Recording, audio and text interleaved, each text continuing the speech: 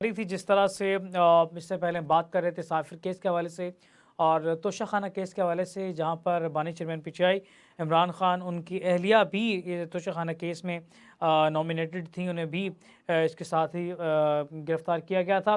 Brewster साहब, क्या समझते हैं कि साफिर केस के बाद तोशाखाना केस में भी रिलीफ मिलता दिखाई दे रहा है आपको? देखिए, 3 विच हंट वाले केसेस हैं जो 100 मुकदमात हैं, उनमें से 3 ऐसे हैं जो विच हंट में बनाए गए हैं।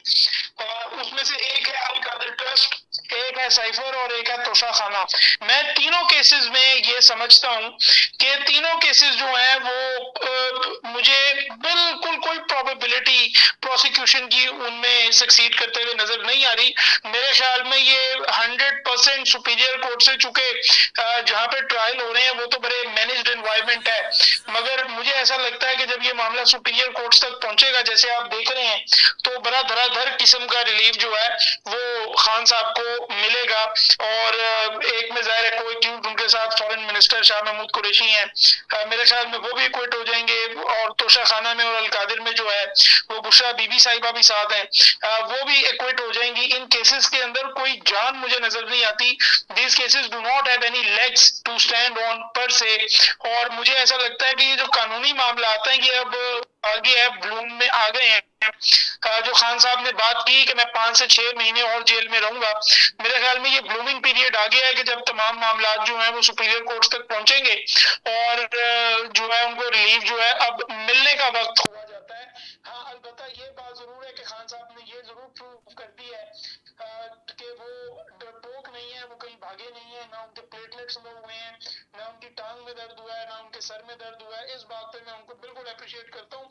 Otherwise these cases do not have any water in them, and I think कि ये सारे जो हैं ये बिल्कुल ब्लीड अवे हो जाएंगे। अच्छा, जहाँ पे ये खबरें हैं, दूसरी जानिब ये भी खबरें आ रही हैं अडयाला जेल से, चौधरी परवेज़ इलाही जो हैं वो वॉशरूम में कहीं गिर गए हैं, उनकी 4 पसलियाँ टूट गई हैं और फ्रैक्चर आए हैं उनको। उनके लिए भी दुआ गो हैं, अल्लाह पाक उनको सेहत कामिला नसीब फरमाए। परवेज़ इलाही की केसेस की क्या सिचुएशन है ब्रेस्टर साहब, उन्हें भी रिलीफ मिलता कहीं देख रहे हैं आप? जी, उनके खिलाफ मैं तो नहीं समझता कि कोई केस ऐसा है। आप देखिए कि अल्टीमेटली एक एंटी करप्शन की इंक्वायरी में गिरफ्तार किया गया, और जब लाहौर हाई कोर्ट ने पंजाब पुलिस को आखिरकार रोक दिया तो इस्लामाबाद पुलिस आ गई और वो उठाकर ले गई। आप देखें कि किस तरह से मामलात चले हैं कि basically the purpose seems to be कि उनको बिहाइंड द बार्स रखा जाए। हालांकि कानूनी तौर पे मैं समझता हूँ कि इनके सारे केसेस फर्दर इंक्वायरी के थे। वैसे ही 70-year-old मैन, और उसी रिपोर्ट के अंदर जिसमें गिरने का बताया गया उनमें जितनी उनको डिजीज है उन सबका भी तस्करा है। मेरे ख्याल में पॉलिटिकल विक्टिमाइजेशन में इतना अंधा नहीं हो जाना चाहिए कि लोगों के साथ इस तरह ज्यादती की जाए। और ये जो गिरने का वाकया है, जाहिर है मैं ये समझता हूँ कि इट इज एन एक्सीडेंट, लेकिन इसकी जो नेग्लिजेंस है उसकी कंप्लीट जिम्मेदारी जो है वो अडयाला जेल पे जाती है और उन सियासतदानों पे जाती है जो आज भी कठपुतलियां बनकर दूसरों को पॉलिटिकली विक्टिमाइज कर रहे हैं। कलासरा साहब, जहाँ पे ब्रेस्टर साहब ने बात की एक कठपुतली बन के रोल अदा करते हैं, ख्वाजा आसिफ साहब बयान देना शुरू हो गए खुलम खुला ही। उन्होंने जनरल बाजवा का नाम दे दिया कि वो डिफेंस मिनिस्टर थे तो उन्हें धमकियां दी जाती रही हैं। क्या समझते हैं इस तरह के मामलात के डिफेंस मिनिस्टर को धमकियां देना, ये जमहूरियत के अंदर, डेमोक्रेसी के अंदर इसको एक्सेप्ट किया जाएगा?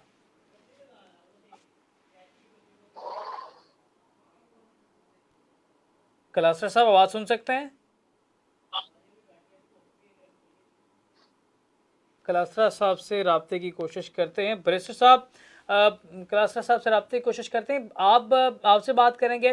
ख्वाजा आसिफ साहब ने जो बयान दिया है, क्या समझते हैं ख्वाजा साहब का बयान जो है, इसको कितना अहमियत का हामिल है और पाकिस्तान तहरीक इंसाफ भी उसको डिफेंड करती नजर आ रही है? आसिफ साहब का जो मैंडेट है, बच्चे बच्चे को इस मुल्क में पता है कि वो चोरी शुदा मैंडेट है, फॉर्म 47 का मैंडेट है। पहले उस्मान डार साहब को कराची से अगवा किया गया, उस केस में उस्मान डार साहब का वकील मैं ही था कराची में। हमने बड़ी मुश्किल से जो है वो मैटर को प्रोसीड करके उस्मान डार साहब फिर फाइनली जो है वो Lord chief justice Kamran Shahid साहब के शो में आखिरकार प्रोड्यूस हो गए। उसके बाद आमिर डार साहब को उठा लिया गया, फिर वीआईपी ग्रुप के साथ जो सारी विक्टिमाइजेशन की गई, जिस तरह घर में घुस के एक बुजुर्ग खातून के साथ पुलिस वालों ने बदतमीजी की, फिर भी हार गए और फॉर्म 47 की मदद लेनी पड़ी, फोर्जरी की मदद लेनी पड़ी। तो मैं तो नहीं समझता कि उनकी किसी बात को क्रेडिट देना चाहिए, लेकिन हाँ अलबत्ता he is one of the people जो कभी करंट टाइम की बात नहीं करेंगे।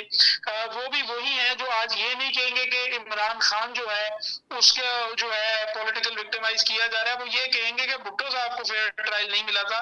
तो ये पुरानी बातें छोड़ें और आज इस मुल्क में जो हो रहा है, अगर कोई उनके अंदर हिम्मत है वो बात कर सकते हैं तो बिल्कुल वो बात करें, तो फिर चले उनको अप्रिशिएट कर लेंगे, वरना अदरवाइज तो ये रेमिनेंट्स ऑफ द पास्ट तो हर सियासतदान करता है। किसी भी सियासतदान को देख लीजिए, इस वक्त आप देखिए ना, बाजवा साहब was one of the most powerful man in Pakistan, उनके खिलाफ एक ट्वीट करने से आजम सवाती के साथ क्या क्या हुआ वो हमने देखा, किस तरह लोगों को उठा के कूटा जाता था।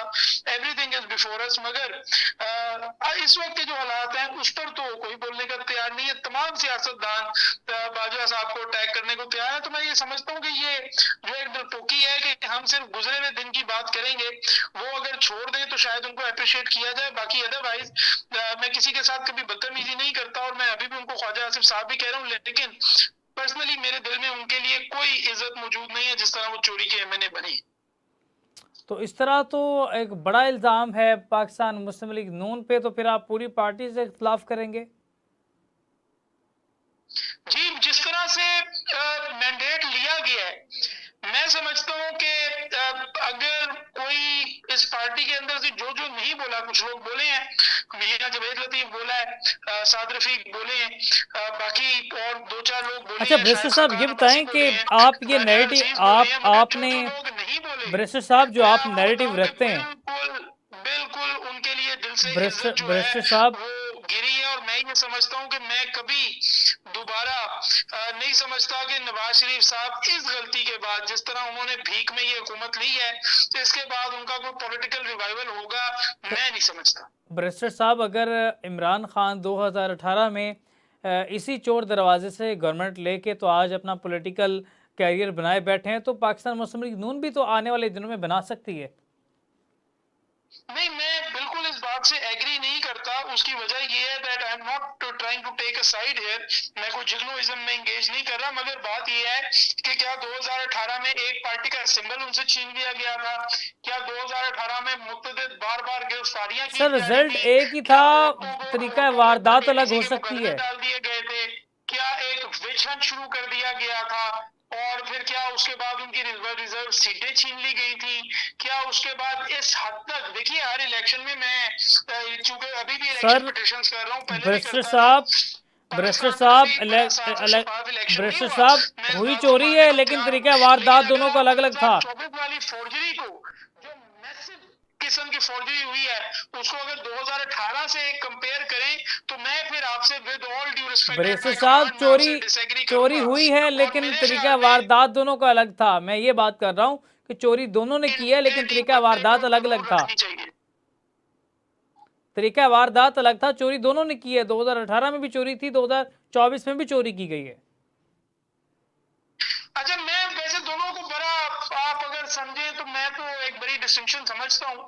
हाँ, आप ये जरूर कह सकते हैं कि शायद 2018 में जहांगीर तरीन पार्टी में लोग लेकर आ रहे थे, आप ये जरूर कह सकते हैं कि कुछ लोगों का सॉफ्ट कॉर्नर था, मगर 2018 और 2024 दोनों को चोरी कहना, मेरे ख्याल में then I will have to disagree with you and I will have to differ with you.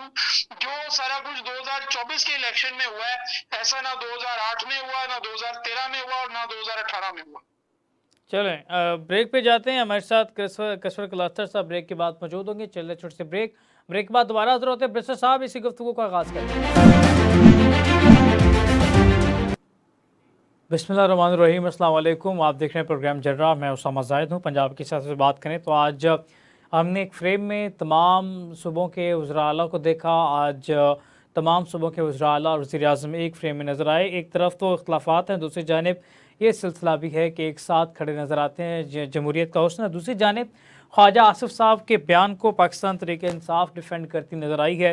जमहूरियत का हुस्न हमने इस तरह भी देखा है। ख्वाजा आसिफ ने बात की कि एक डिफेंस मिनिस्टर को उन्होंने जनरल बाजवा की जानिब से धमकियाँ दी गई हैं। तो कहा यह जा रहा है, ज़राए का ये कहना है कि जो उनकी सियालकोट के मामले में जो एक धांधली ज़्यादा इलेक्शन तस्लीम किया जाता है, सियालकोट के अवाम भी इस हवाले से बात करती नज़र आती है। जहाँ पर तक हमने इस हवाले से डिस्कस करते, रेहाना डार वहाँ पे मुतफ़िका तौर पे जो सामने आई थी पाकिस्तान तहरीक इंसाफ की हमायत याफ्ता जीत चुकी हैं, तो ख्वाजा आसिफ ने धांधली करके इलेक्शन लिया। तो अब उनकी छुट्टी की बारी करीब आ रही है, तो इस वजह से शायद इस तरह के बयान दे रहे हैं कि आने वाले वक्त में डिफेंड कर सकें कि उन्होंने हकीकत को तस्लीम नहीं किया और वो एस्टेब्लिशमेंट के आगे खड़े रहे हैं और मज़ामत की अलामत बने रहे हैं। तो इस तरह की अपना नैरेटिव बनाना चाह रहे हैं। तो लेकिन क्या वो इसमें कामयाब हो जाएंगे और क्या आने वाले दिनों में पाकिस्तान तहरीक इंसाफ के हालात बेहतरी की जानिब जा रहे हैं? क्या मुस्लिम लीग नून जो है मज़ीद परेशानियों का शिकार होने जा रही है? और दूसरी जानिब मियाँ नवाज शरीफ क्या ऑफिशली सियासत से रिटायर हो चुके हैं? इस तमाम सूरत पर बात करेंगे। कसर क्लासरा साहब तज्ज़ियाकार हमारे साथ हैं और बैरिस्टर अली ज़फ़र माहिर कानून हमारे साथ मौजूद हैं। बैरिस्टर साहब से हम साइफ़र केस के हवाले से भी साइफ़र केस के हवाले से बात करेंगे। आज बानी चेयरमैन PTI जो हैं उनके हवाले से कहा यह जा रहा है कि साइफ़र केस के हवाले से जल्द वो बरी हो जाएंगे। तो कानूनी तौर पे इस हवाले से क्या रास्ते नज़र आ रहे हैं? इस तमाम सूरत पे बात करेंगे। पहले कसर क्लासरा साहब बात कर लें, जमहूरियत का हुस्न हमने देखा कि ख्वाजा आसिफ साहब को पाकिस्तान तहरीक इंसाफ डिफेंड करती नज़र आ रही है। कसर साहब से रब्ते की कोशिश कर रहे हैं। बैरिस्टर साहब साइफ़र केस के हवाले से थोड़ा सा बात करेंगे आपसे। पहले साइफ़र केस की क्या सिचुएशन है? आने वाले दिनों में हम क्या देख सकते हैं कि बानी चेयरमैन तहरीक इंसाफ इमरान खान को कोई रिलीफ मिलता नज़र आ रहा है?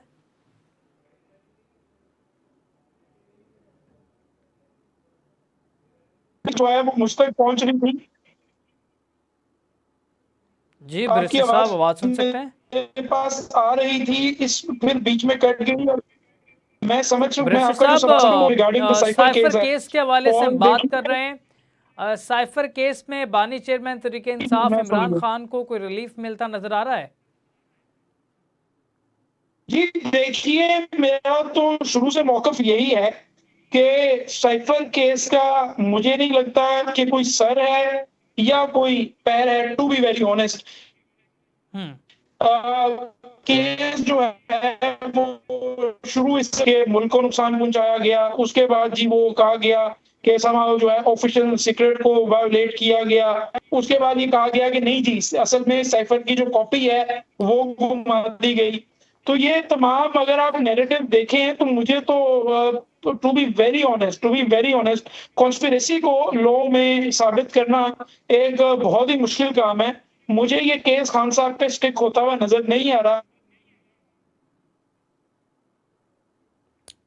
तो इसमें एक और चीज़ है ना, कुरैशी साहब इसमें पाकिस्तान तहरीक इंसाफ के जो वाइस चेयरमैन हैं शाह महमूद कुरैशी साहब, वो भी इस हवाले से अरेस्ट किए गए हैं और तोशाखाना केस भी इसके अलावा मौजूद है। अगर साइफर केस से बरी कर दिया जाता है तो रिहाई के रास्ते हमवार हो जाते हैं क्या इसमें? नहीं देखिए, बड़ी सिंपल बात है। सुप्रीम कोर्ट ने शाह महमूद कुरैशी साहब को बेल तो दी थी, मगर इससे पहले कि वो जेल से बाहर भी निकल पाते, उन्होंने इतना वेट भी नहीं किया कि उनको जेल प्रेमिसेस से बाहर ही आने दें, बल्कि अंदर। ठीक है, बैरिस्टर साहब की रब्ता की कोशिश कर रहे हैं। टेक में छोटे से ब्रेक पे जाना है, ब्रेक से वापस आते हैं, दोबारा बात। वेलकम बैक नाज़रीन। जिस तरह से गुफ्तगू जारी थी, कसर क्लासर साहब में ज्वाइन कर चुके हैं। क्लासर साहब पहले बात कर रहे थे ख्वाजा आसिफ साहब के हवाले से। पाकिस्तान तहरीक इंसाफ भी ख्वाजा आसिफ साहब के बयान को डिफेंड करती नज़र आती है। ख्वाजा आसिफ साहब की मुस्तकबिल में कहीं छुट्टी नज़र आ रही है, इस वजह से वो इस तरह के बयान दे के ख़ुद को क्लीन चिट से नवाजना चाहते हैं?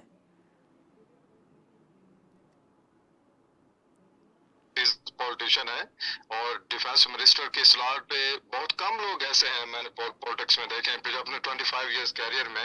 और ख्वाजा आसिफ सब बड़े मंजे सियासतदान है। मेरा नहीं ख्याल कि इनकी कुछ छुट्टी होने वाली है, बल्कि ये बड़े वेल कनेक्टेड हैं, बड़े ताल्लुकात हैं इनके, बड़े पढ़े लिखे आदमी हैं।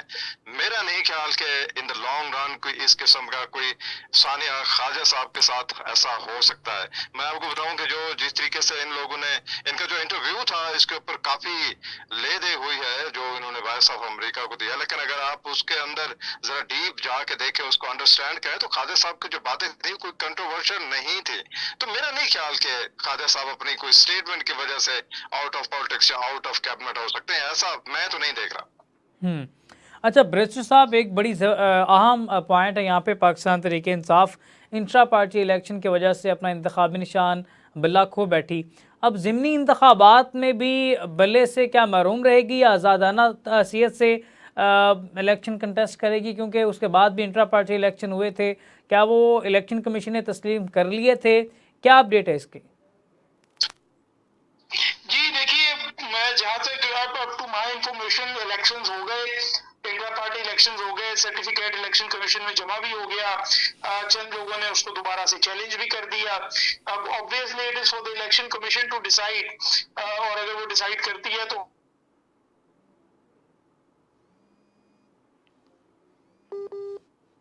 में हम अंदाजा नहीं लगा सकते कि से क्या फैसला आएगा, मगर मेरे ख्याल में जो लीगल रिक्वायरमेंट है वो पूरी कर दी है।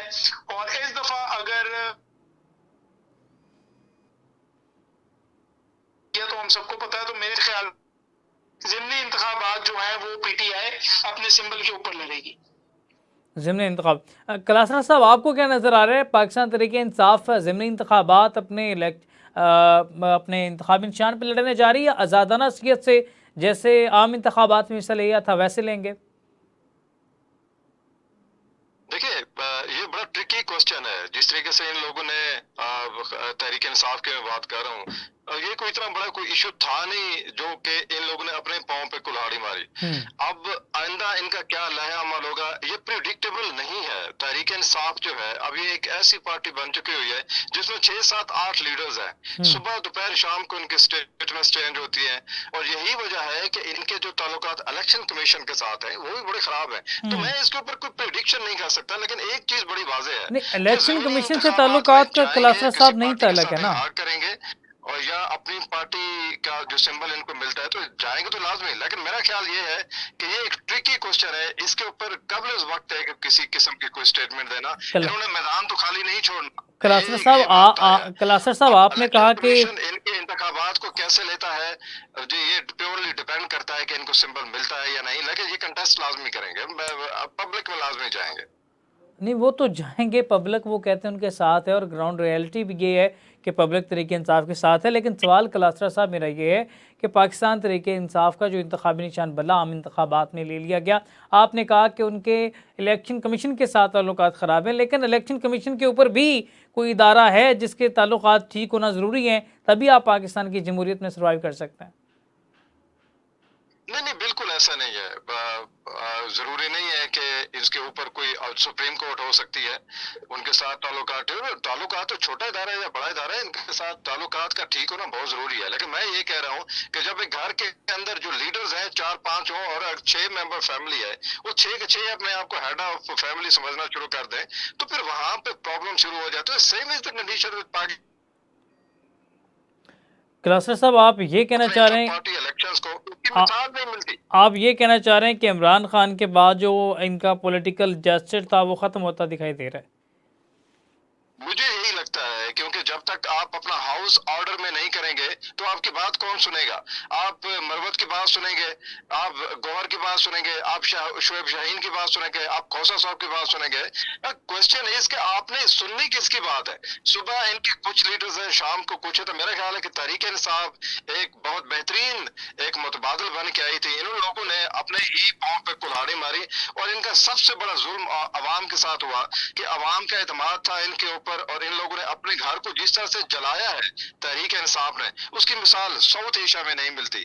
और यही वजह है कि ये अनप्रिडिक्टेबल है, इनके किसी इदारे के साथ ताल्लुकात ठीक नहीं है। इलेक्शन कमीशन के जो चेयरमैन है उनके ऊपर इन्होंने क्या क्या कीचड़ उछालने की कोशिश की, चीफ जस्टिस तक को इन लोगों ने नहीं छोड़ा।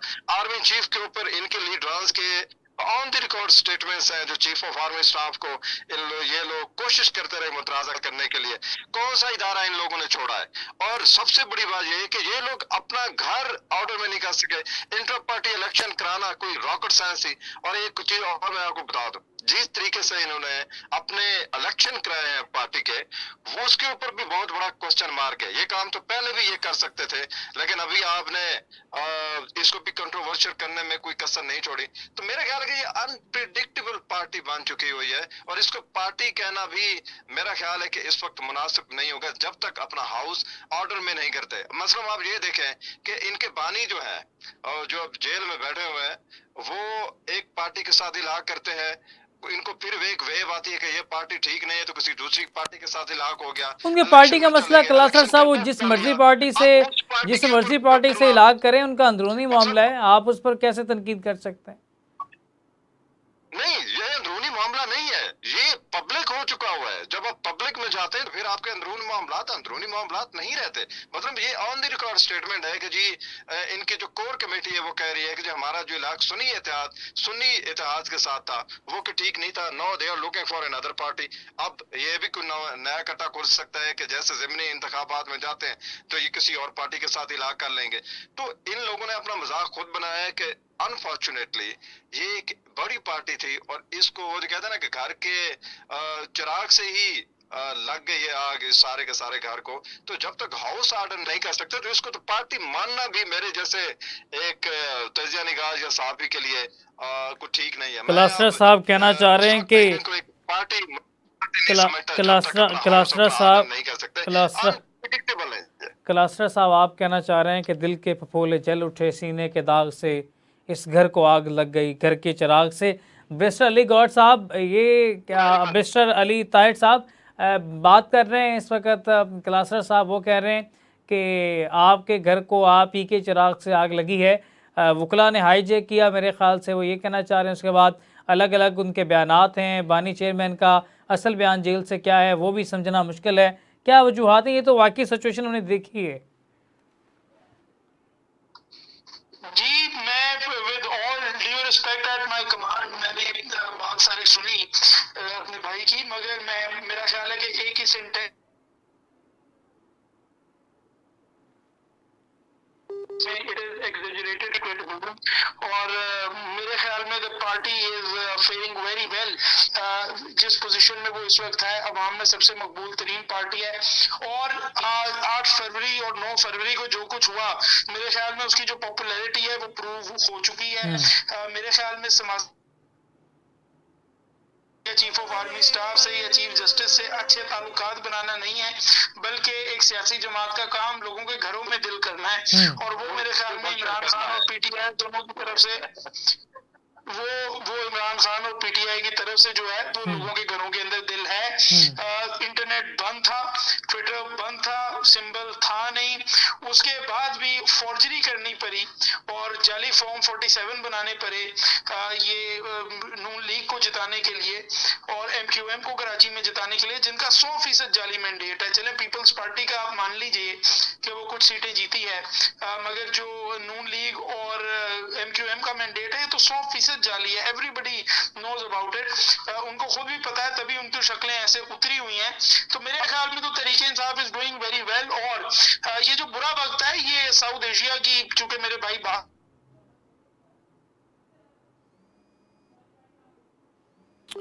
ठीक है, जो है करती रही है, मगर आज तक कोई पॉपुलर मूवमेंट क्रश नहीं हुई, पे लटका दिया गया था। लेकिन आज भी जीए भुट्टो का नारा जो लगता है, और कोई ऐसा सियासी वर्कर नहीं है इस मुल्क के अंदर, ना मैं समझता हूँ कोई ऐसा सहाफी होगा जो ये बात ना मानता हो कि वाकई भुट्टो ने लोगों के घर में दिल किया था और भुट्टो जो है वो एक बड़ा लीडर था।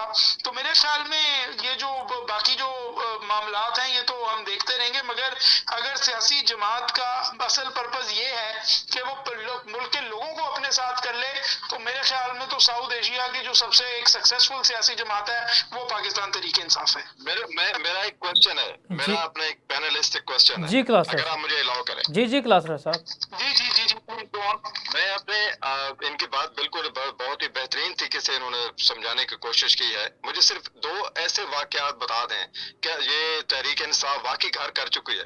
मुझे सिर्फ इतना बता दीजिए कि पाकिस्तान की अवाम के लिए तहरीक इंसाफ की क्या खिदमत है। कुछ 2 ऐसे प्रोजेक्ट जी अली ताहिर, जी बैरिस्टर साहब। देखिए, अल्टीमेटली ये दोनों बातें, चूंकि आपने सवाल पूछा तो मैं जरा जवाब दूं, मेरे ख्याल में ये दोनों बातें डिसकनेक्टेड हैं एक दूसरे के साथ, ये डिसकंजक्टिव हैं।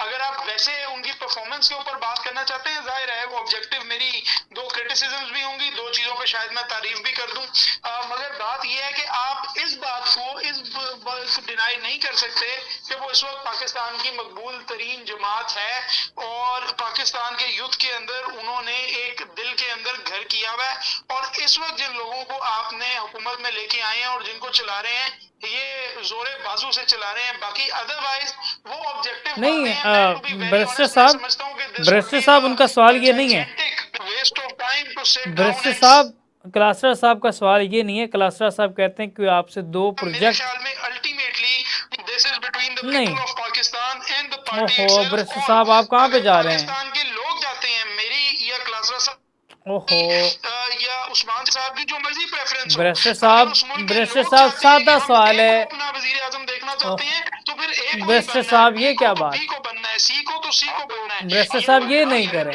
ये नहीं करें। हमला जब किया सादा था, सवाल है तो बिल्कुल। बड़े स्टेट की जो आवाम थी वो इकट्ठे थी, अमेरिकन और उसके क्लास्टर बाद जो साहब एक ब्रिटिश मिनट थे, सिर्फ। उनकी आवाम ने इंतहाई क्लास्टर साहब मुझे एक ही पेज पे क्लास्टर खड़े साहब मैं होकर आपकी बोल तरफ दिया था कि इराक को तबाह बर्बाद कर दें। क्लास्टर साहब मैं अगर आपकी तरफ पाकिस्तान आता को हूँ। मेरे ख्याल में करना है तो फिर सपोर्ट करें इस जमात को। क्लास्टर साहब मैं आपकी तरफ आता हूँ। क्लास्टर साहब मैं आपकी तरफ आता हूँ। क्लास्टर साहब मैं आपकी तरफ आता हूँ। मुझे सिर्फ एक सवाल है बैरिस्टर साहब से जो ठीक है बहुत शुक्रिया जी, बहुत शुक्रिया। प्रोग्राम का ख़त्म हो जाता है और जिस तरह से बैरिस्टर साहब ने गुफ्तगू की और किस तरह क्लास्टर साहब हमारे साथ मौजूद थे, तमाम तरह सूरत पे गुफ्तगू होती रही। तरह के इंसाफ के मुश्किलात में कहाँ तक कमी देखने में आ रही है, फार्म 45 और 47 का सिलसिला कब तक चलता रहेगा, क्या आने वाले दिनों में चेयरमैन तरीके इंसाफ जो इमरान खान हैं उनकी रिहाई की बाज़गश्त, इस हवाले से ख़बरें आना शुरू हो गई हैं। और आज एक बड़ी ज़बरदस्त आपने व्यू देखा, वज़ीर आज़म शहबाज शरीफ बीच में खड़े हैं और चारों सूबे के वज़रा आला, एक तरफ मरीम है, एक तरफ अली बिन गंडापुर हैं और मुराद अली शाह हैं और सरफराज बुगटी साहब हैं। चारों एक फ्रेम पे, पाँचों एक फ्रेम में खड़े हुए हैं और ये जमहूरियत का हुस्न है कि पाँचों मुख्तलिफ नज़रियात रखने वाले एक ही प्लेटफार्म में हमें नज़र आए। तो यही पाकिस्तान की हकीकत है और यही पाकिस्तान का असल ज़रूरत है। इसी के साथ अपने मेज़बान उसामा ज़ाहिद को दीजिए इजाज़त। अल्लाह ने के पास।